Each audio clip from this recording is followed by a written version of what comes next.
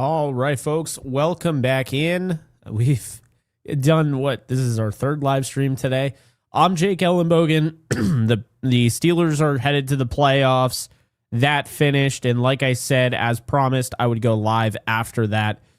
So we now know the playoffs. We know the seeding and all of that. We also know that the Rams will be playing at 4:30 p.m. Eastern Time, 1:30 p.m. Pacific Time in Charlotte, Carolina. And we're going to be seeing them take on the Panthers, a team they lost to 31-28 in the rain. And so that begs the question, could rain be a factor yet again? So currently, for those of you who don't know, Charlotte, North Carolina. I said Charlotte, Carolina. That's funny. Charlotte, North Carolina. So let's just start off by saying this. They're playing on Saturday. The forecast for Saturday is currently 67 degrees. Precipitation around the 3 to 5 p.m. is in the 65% currently. And the wind is supposed to be around 12 to 11 miles per hour. Now, what's interesting is that this is, of course, for Saturday. So that's about 5-6 days out. And therefore, you have about a 60% chance of this forecast being accurate. So we don't really know what's going to happen, but we have an idea that there's going to be rain involved. And if that's the case, well, look no further than what the Rams did the last time they went up against the Carolina Panthers on the ground. Carolina could not stop the Rams' rushing attack, and the Rams stopped it themselves. This game, just like the last live stream I had, this should be no different. Blake Corum was averaging 11.6 yards per carry. Kyron was averaging 5.5. Together, they had 152 yards on 21 carries, 2 touchdowns. There is no excuse not to establish the run and continue to run. This is a game where you're going to have to do that. Simply put. Carolina, like I also said in the previous live stream, they've literally lost 3 of their last 4. This is not a hot football team going into the dance. This is actually not even close to hot right now. And in terms of rushing yards per game, Carolina over the last 3 games are giving up the 4th most per game at 157.3. Now the Rams are right behind them at 156.3 over the last 3, but that's also because of Bijan Robinson. Carolina gave up 140 yards on the ground in their last matchup against the Buccaneers on Saturday, and the Rams gave up 79 against the Cardinals. The Rams at home are giving up 92.1, but they're giving up more on the road, 127.4, and this is how they lost. Carolina at home actually gives up a lot more than on the road. Carolina gives up 129 yards on the ground at home per game. That is the 4th worst in the league. So they're a lot better than last year, giving up 179.8 last year on the ground per game, but this is still a bad run defense. Overall, the Rams are going to have to attack it. They're absolutely going to have to do that. In terms of Carolina, the passing defense. Now, I believe last time, and I could be wrong, but I believe J.C. Horn was inactive against the Rams. He should be good to go. So, when factoring that in, that's definitely something to keep in mind. Carolina has one of the better pass defenses in the league as of late, allowing only 150 yards through the air. That puts them near the top of the league in the last 3 games. And for the season, Carolina is giving up pretty much a league minimum, like average, right in the middle, 203.9 per game. They give up 198, against Tampa. And they've given up 200 at home, and they've given up 207 on the road. This is a team that you can throw on, but this is definitely a team that you can run on. So make no mistake about it. They are going to have to attack this team early on with the ground game. They're going to have to establish the run. If the weather is going to be bad, let's be honest here. If it's actually going to be bad, if we suspect the rain is going to get involved here, then punch them in the mouth early on, dictate the tempo of the game, and then make it so they have to throw in that weather. Don't put yourself in a position where now you have to play catch up in that weather. That is not conducive to winning football. So that's something to keep in mind here. And as far as takeaways per game, I know Carolina really did a nice job against the Rams the last time. They average about 1.2 per game. Over the last 3 games, they're 1.3. So they're a team to look out for sure. The Rams are, of course, in the top 5. They're with Seattle. They're around Pittsburgh, Houston, Jacksonville, Chicago. Not quite on the level of those teams, but they take the ball away as well. So that's something to keep in mind. Penalties, this is a big one. The Rams, of course, the least penalized team, the most disciplined, 4.4 penalties per game for the season. The last 3, however, they have been penalized at 5.3 times over the last 3 games, the most all season. That, of course, came after Puka Nacua took a shot at the refs, so maybe not a shock. Carolina's also pretty disciplined, only 5.6.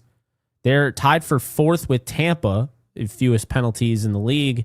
And over the last 3, they've only had 4.3 penalties per game. At home, they typically get 5, and on the road, they get about 6. So that's something to keep in mind there. Now, as far as scoring goes, this is a team, the Rams, that just won the scoring title, averaging 30.5 a game, 32.7 over the last 3 games. And on the road, they average a whopping 31.9 points per game. So they score better on the road than they do at home. Carolina, not quite the case. They're actually 27th in the league in scoring, 18.3 points per game, 15.7 over their last 3. At home, they score 20.9. On the road, they score 16. It's not a shock that Carolina is a much better home team than they are on the road. We've talked about that. So that's something to keep in mind there. And I think, kind of looking at it like the red zone, for instance, you look at the scoring percentages as far as touchdowns go. The Rams are 7th. Now, they have had an abrupt drop-off going from, I believe they were 2nd per game, and now they're 7th. They've had a 46.15% clip their last 3 games. Now, of course, they're really missing Devontae Adams in that realm, scoring 68.75% of the time. Touchdowns, in the red zone at home, and only 59 on the road. Now, this is the interesting thing about Carolina, is that Carolina is not a great red zone team. Their 53.3% clip of scoring touchdowns in the red zone is 24th in the league. However, over their last 3, they're one of the better red zone scoring teams over the last 3 games, scoring at a 66.6% clip. And at home, they actually score less in the red zone than they do on the road. So that's something to keep in mind. And then looking at, of course, the quarters, because I think this is also important. Keep in mind, the Rams barely ran plays in the 3rd quarter. So that's something to keep in mind here. When you look at the first half points per game, the Rams are averaging 15.1 points in the first half of games. The last 3 games, they're averaging 9.7. Not good.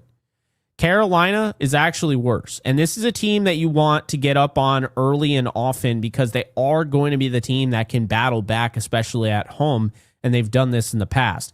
7.9 points per half, per game at the half, 7.9, 7.7 over their last 3. At home, Carolina typically scores 9.5 per half, and on the road, 6.6. The Rams at home score 15.6 and only score 14.7 on the road. Typically on the road, the Rams score more in the second half. So I think that's going to be something that's going to be interesting. Are we going to see them get out to an early lead? Are they going to struggle? We'll find out. I don't love that they have the first game of the wild card. I think it's kind of bullshit if you ask me. This is the 4 and the 5 seed. I don't agree with it. It's already bad enough the 12 win team has to play on the road against an 8 and 9 team, but you're telling me they have a 1 fewer days rest. They have to travel cross country. I don't like the way that landed, but it is what it is. As far as the Rams go for the second half, they're number 2 in the league in scoring in the second half behind Buffalo, 14.9 points per game. The last 3 games, they are dominating the entire league, scoring a whopping 20.7 points per game in the second half over the last 3. And on the road, they score 16.4 points per game on the road for the second half and 13.3 at home. Now, what does Carolina do in the second half? Carolina is an interesting study here because Carolina is not great at all. They're not a great team. I'm just going to be honest with you. 10.2 in the second half. Their last 3 games only averaging 8 points in the second half scored, 11.4 at home, 9.1 on the road. This is a game that I already see the Rams are getting heavily favored in, and I get it. But it's the playoffs and anything can happen. And I think the biggest knock on the Rams this year has got to be third down. The fact is the Rams are not as good on third down as they should be. They are not as good on third down as they should be. It's that simple. Okay. For whatever reason, this team is not as good on third down. They've been much better in the past. I don't know what it is. But the Rams are just not that good. They're 17th in the league offensively on third down, coming in at just below a 40% clip. And that's something Carolina's not good at either, 36%. And over the last 3, and I think this does bode well for the Rams, Carolina is the second to worst third down offense in football behind Kansas City. So it's bad for them. The Rams, meanwhile, shot all the way up over the last 3 and have gone all the way up to 44.9%. Now, the Rams at home have a 41% clip. On the road, they drop off and they have a 38% clip. At home for Carolina, they are actually about the same 36% clip of third downs at home. So, why do I throw all this at you? What is all this for? Well, very simply put, it's to show you that right now, over the last 3 games, Carolina is not playing good football. Now, that you kind of reset that and everything, and you see the way that they're playing. You know, they've played at home and the teams that they've beaten, and they have beaten the Rams, and you can't just say they have no chance. But it is fascinating in that regard. Carolina is 27th in total yards. Over the last 3, they have 233 total yards. That is not good. As a matter of fact, that is literally the 3rd worst in the league. At home, 262. At home, 264. That's just basically what they are. And honestly, on the road, they have more total yards than at home. This is going to be an interesting game for a multitude of reasons. If you guys remember that first game, and I'm sure you do, you remember the way Dave Canales was. First off, he talked about how he wanted to beat the Rams because he was mad they moved from LA. He used to like them. He's a fan of them, whatever. Dave Canales ran a completely different offense against the LA Rams than he did against Seattle. Why was that? It's because of what was presented. I think when you look at Chris Shula, he's a very good defensive coordinator. But there are times, and we saw that today against the Arizona Cardinals, where he just leaves guys open. He's fine playing the bend, don't break defense, giving these guys cushions. You can't do that, okay? Carolina has a huge size advantage. The Rams have scrappier, shorter, stockier corners. You look at guys like Kobe Durant. You look at guys like Roger McCreary, right? These are shorter corners. Darius Williams. Now, Akello Witherspoon can match up in size, and Emmanuel Forbes isn't half bad as far as size. But that is the thing. You're dealing with 3 starting receivers that are over 6'3". I talked about this the first time they played them. That is the most fascinating thing about the Carolina offense and their wide receivers, is that they have a lot of size. It's almost crafted perfectly for a generally accurate quarterback. I'm not hating on Bryce Young. I like Bryce Young, and I liked him when he was drafted. I believed he was the number 1 overall pick for a reason. That said, is he a pinpoint accurate quarterback yet that you trust? Not really. He's a generally accurate. Throw it to a spot, let a guy go up and get it. And that's what he can do with those receivers on the outside. We're talking about Xavier Legette. We're talking about Jalen Coker in the slot. And of course, we're talking about Tetairoa McMillan. And so that is the thing about this team, is that they're going to use that size advantage. And if you're just going to play off them, you're just going to play off them. That is a big target for somebody to come through. The Seattle, they were playing as physical as can be. Jacoby Brissett had way too many opportunities today, and I think that's why Arizona was able to put up 20, because I think the Rams did kind of leave a lot of open grass available. It's funny because I could have sworn they gave up more rushing yards to Michael Carter. It felt like Carter ran for way more than 18 yards, but that's what it was. So anyway, I feel good about this game, really good about this game. I think it's a great matchup for the Rams. Quentin Lake being back is going to be huge. I think Kevin Dotson potentially being back is going to be huge. We'll see what ends up happening. I don't want to say Kevin Dotson's back. As a matter of fact, I'm going to say he isn't back. But regardless, Quentin Lake will be back and Davante Adams will be back. And when you look at this offense without Davante Adams, it's not just the red zone. Don't get caught up in that. It's not just the red zone, folks. It goes beyond the red zone. Because the red zone's nice. It's nice to have a target that is so consistent and can score like crazy. But the reality is that he does a lot more than just get open and catch touchdowns. Davante Adams is a lot more than that.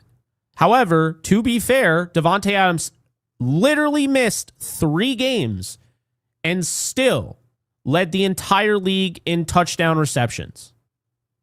Pretty crazy when you think about it. But that's what happened. Dallas Goedert, Trey McBride, Amon-Ra St. Brown, they finished with 11. Davante Adams had 14. If you guys remember, I actually picked Davante Adams to lead the league in touchdowns, so that was kind of cool. But Adams is going to be back. Now, Adams, things were not awesome to start. If you remember the force feeding of Adams in the Texans game, I mean, he had 8 targets, 4 catches, 51 yards. They didn't really have that connection yet. They were still force feeding him against the Tennessee Titans, 6 catches on 13 targets, 106 and a touchdown. Obviously a good game statistically, but 6 of 13. How about 3 of 8 against Philly? 56 and a touchdown. Love the touchdown, but 3 of 8. And then you started to see it kind of coming together. I think the 49er game was kind of the last game. Well, the Ravens game, I would say, was the last game. The 49er game, 5 catches on 11 targets for 88. He needed more than that. Then we saw Jacksonville, 5 catches on 8 targets, 35, 3 touchdowns, and that got him going. He had 2 touchdowns against the Saints. He had a touchdown against San Francisco. He had a touchdown against Seattle. He had 2 touchdowns against Tampa, 2 against Carolina, and then he ends up barely being utilized in an absolute blowout where they just ran the football all over the Arizona Cardinals. And then he was a key component in that Detroit game, but he left with the hamstring.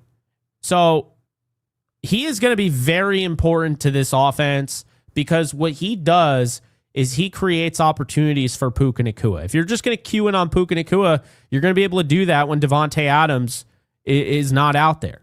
So that's, I think, one of the big things that we've seen. You learn a lot in your losses. You learn a lot more in your losses than you do in your wins.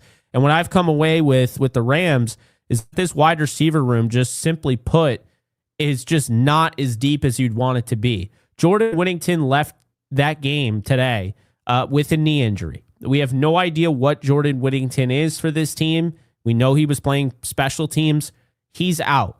Konate, Mumfield, and Stafford are never on the same page, okay? He almost threw interceptions because Mumfield wasn't getting to his spot quick enough. He was slowing down. That can't happen. Tutu Atwell catches 1 pass for 19. They barely utilize him. I don't know what's going on there. Then you have Xavier Smith. Looks like a really productive receiver the last 2 weeks. Catches 1 pass this week. Like, right now, putting Adams back in this, in this offense with him, with Nacua, with Kyron, with Corum, the way Higbee is playing, hopefully Terrence will be back, 8 touchdown Colby Parkinson, and you have options where defenses have to keep, you're keeping defenses honest. They have to react. So that's definitely something. The Davante Adams, absence was starting to rear its ugly head. Like, I was really impressed with what they did against Seattle without him.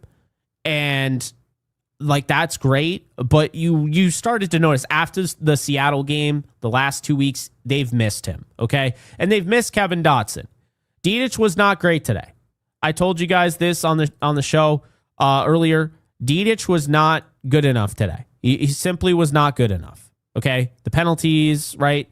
Can't happen. So that's the thing is I'm not banking on Dotson. You guys know that. I've already made that very clear.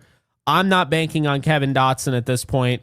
We shall see what ends up happening. But if Justin Dedich does have to play, I do expect them to be able to win. But I think the big thing is right now, obviously they're both needed. I think getting back, realistically, you're going to get back Devontae Adams and Quentin Lake. That is going to be very, very key in this game. And no, it's hard. Carolina just lost a game 14-16 to Tampa Bay. Tampa Bay has not been good this year, okay? And they're not in the playoffs, and Carolina's 3-6 on the road. I know it's hard to take them seriously, but you've seen it. Bryce Young, while it might be hard to trust him, he still had 266 yards in that game, okay? Bryce Young can sling it when he wants to, and there are times where he just feels absolutely fearless. Over 3,000 yards this year, 23 touchdowns, 11 interceptions. Like, I'm not trying to say Bryce Young is a superstar, but he did have a game this year where he threw for 448 yards in an overtime win over Atlanta and 3 touchdowns. He did have a game this year against the Rams where he threw 3 touchdowns, no interceptions, and he missed 5 passes in that game. Like, Bryce Young, he's getting his first ever playoff action. He could absolutely crumble. But he could also go back and be like, you know what? I'm confident I already beat this team once. So that's something to keep in mind. Like, we don't know what we're going to get. But that said, as annoying as the elements can be, as annoying as it is, the Rams have to go on the road as a 12-win team against an 8-9 team. The Rams should win this. They should win this comfortably. They should. They're the better team. They have the loss. Their ego was bruised. Go out there and get revenge. Avenge that loss. Move on. You can't let all of this happen. You can't let this become the season that could have been losing to Bryce Young and the Panthers. I'm sorry. You can't have that. You can't lose to an 8-9 Panthers team. Like, that would be catastrophically bad. That would be awful. You can't have that. And I don't believe they're going to. We got some supers. I'm not going live too long, although I see you guys showed up and showed out. Over 550 people in here. I really appreciate it. Fernando, appreciate the 5. Seahawk fans in the chat in here worried about the Rams, and they got the first round bye. Yeah, I mean, there are Seahawks fans in here, though, also supporting the channel. So, I mean, it is what it is, but I think it's cool that, like, Brando's Seahawks fans and his, faithful followers, they come over here and they support the channel. That's how I look at it. I don't get all upset or anything. I think it's cool.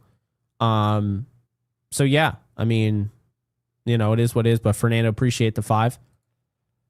Banker, thank you for the 2. I need AD to come and give the bow up speech at Care. Yeah, I get that. I mean, who knows? I wouldn't be surprised if he's there.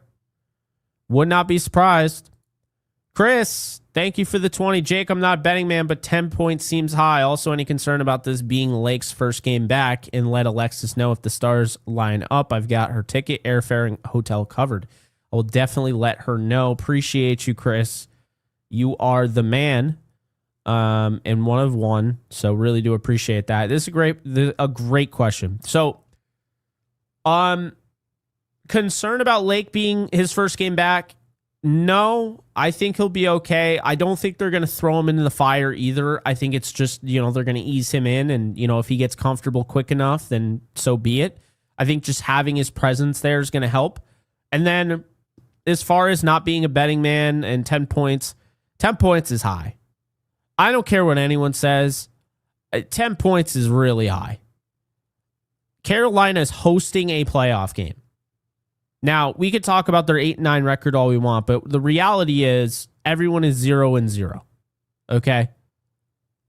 Everyone is 0-0. If you don't have a bye, your job is to win the wild card game, the divisional round, the championship game, and the Super Bowl. So you have 4 more wins to do. That's it. You just got to win 4 games. Everyone is 0-0. So I can sit here and tell you I think the Rams are going to win comfortably, and that's fine. But does that mean, like, if I was the odds maker, I would have the Rams at 10.5 point favorites on the road? Absolutely not. Would be ridiculous. That would be ridiculous. I think it is ridiculous. Like, I personally don't agree with it. But it is what it is. Say what you will about Carolina. And like I said, they're not a hot football team. And there's really no reason for the Rams to lose to this team. At the same time, this team knocked off the Rams. They knocked off the Falcons. They knocked off the Packers. They knocked off Dallas earlier in the year when everyone thought Dallas was good. Like, they've had their games. So they're just a weird team. No rhyme or reason. It's not like they're playing a really tough schedule or anything like that. They're just a really weird team. And by the way, for those Rams fans out there that were wondering, the Rams' strength of victory did fall below 500 because they beat the Cardinals. It went to 485. That said, that strength of victory is still higher than every single team in the NFL except for the Bucs. It's tied with the Buccaneers, and they're not even in the playoffs. So the Rams have the highest strength of victory in the league, tied with the Buccaneers, and strength of schedule fell to 526. Now, keep in mind, Carolina played a 522 strength of schedule, so they're also battle-tested. The Rams' 526 strength of schedule is higher than every single NFC team except for Tampa and the Arizona Cardinals. That's it. In the AFC, it's higher than every team except for the Colts and Titans, Jets, and Raiders. So it's a very tough schedule. It's a very good resume. They won 12 wins. I mean, my God, 12. So you got a 14-win team, an 11-win team, an 11-win team, a 12-win team, and a 12-win team. And then you have a 9-win team and then an 8-win team in the playoffs. It'd be like that, though. All you got to do is get in the dance. Seahawks fans in here know all you got to do is get in the dance. You can complain. Saints fans complained, oh, I have to go and play 8-8 or 7-9. I think they were 7-9. I have to play 7-9 Seattle. Yeah, you do. And you got to, it doesn't matter if you complain, you got to win. And they lost. The Beastquake. So, I mean, you know. By the way, not making excuses for today, although the Rams won by 17 and it's any given Sunday. But Arizona is so much better than a 3-win team. Like, Arizona legitimately ends up tied for the worst record in football. Do you really think they're that bad? They played a 571 strength of schedule. Their strength of schedule is by far the toughest outside of the Titans. Like, I don't at all think Arizona was as bad as their record. Arizona, and the reason why I bring this up is because it is kind of, it's a feather in the cap of the NFC West.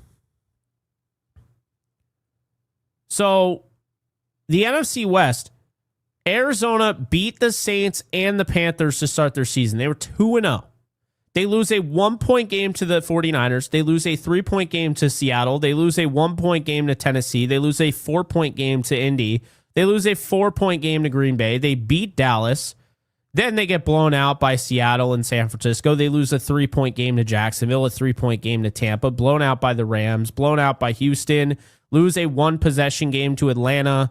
Like, this team had a lot of opportunities. They lost late. And you think about this. They had to play a 12-win Rams team twice. They had to play a 12-win 49er team twice. They had to play Seattle, a 14-win team, twice. They had to play the Falcons at the end of the year when they were hitting their peak. They had to play Houston, who could very well represent the AFC in the Super Bowl, and they played them at the end of the year too, probably when they were at their best. They had to play Tampa. They had to play Jacksonville. That was right when Jacksonville was kind of hitting their stride. They had to play Green Bay. If you think of the playoff teams that Arizona went up against out of their schedule, 1, 2, 3, we got 4, 5, 6, 7, 8, 9, 10. So 10 of their 17 games were playoff teams.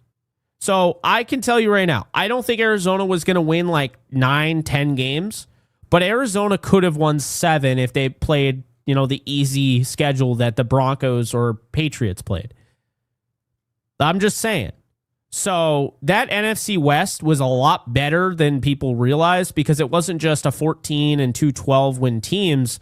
I think Arizona playing the toughest schedule in the league, that 3-14 probably becomes a 7-10 if they have a normal schedule. So that's all I'm saying. But that said, those are my thoughts.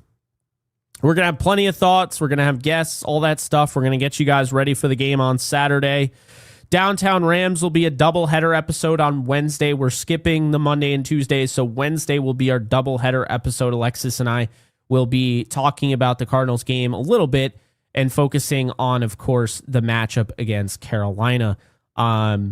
Should be a good one. And by the way, the Rams, those of you out there that like the whole revenge arc, the Rams can get revenge on Carolina for beating them in 2003. That was the last chance before they'd end up facing them in 2018 for the Rams to avenge their loss against the Patriots. They would have played the Patriots had they beaten Carolina, gone to the NFC Championship, and beaten an injured Donovan McNabb against the Philadelphia Eagles. Instead, Steve Smith, double overtime, 29-23 in St. Louis. They move on. They beat Don McNabb and the Eagles, and they go and they play they play the Patriots, and they end up losing on a game-winning field goal by Adam Vinatieri. So, the Panthers, once again, this is a revenge game. Not just a revenge game this year, but a revenge game for the 2003 Rams. So we'll see what ends up happening. The Rams have been consistently scoring, so say what you will, but that's something, with Carolina. They scored 31 the last time. They're probably going to have to put up some points. The Rams put up 37, 24, 37, 41, 45, 28, 34, 21, 42, 34, 35, since their bye. So they have been very, very high scoring. Obviously ended up with the most points scored in the season. That's what we're looking at here. This defense is starting to get pressure. So, this is a really good football team. Like I said, I believe they're the best football team. And the only way to find out is, to let them prove it to us. So we'll find out soon. But that's all I got for you guys. Again, we'll talk plenty throughout the week. Appreciate you tuning in. And before I head on out, I just want to make sure I get to the supers if I didn't get to everyone's. Brian, thank you for the 2. Hey, Jake, NFC West, 41 wins, everyone. Yeah, it's a great, it's the best division in football. So, yes, appreciate you, Brian. Alphon, thank you for the 2. Appreciate you. And then Tyler, thank you for the 5. If our D-line can show out against Carolina like they did today, we will coast to the divisional round. Yes, I agree with that. And guys, I really do. And I know people don't like when I get ahead of myself. It is what it is. I've always been that person. I think 3 steps ahead. That's just the way I am. That's how my brain's wired. I think the Rams are going to be hosting the divisional round. I think that the Packers are going to beat the Bears. I think it went exactly how you would have wanted it because the 49ers have to go to Philly. And I think if the 49ers, I think they're going to beat Philly, to be honest with you. So that means if the 49ers beat Philly and the Packers beat the Bears, Seattle hosts the Packers and the Rams would host the 49ers. So pretty good opportunity there. That's just that's my take. I think the Rams play both NFC West teams on their way to the Super Bowl. I do. I think they play the 49ers in the second round, and I think they play Seattle in the third.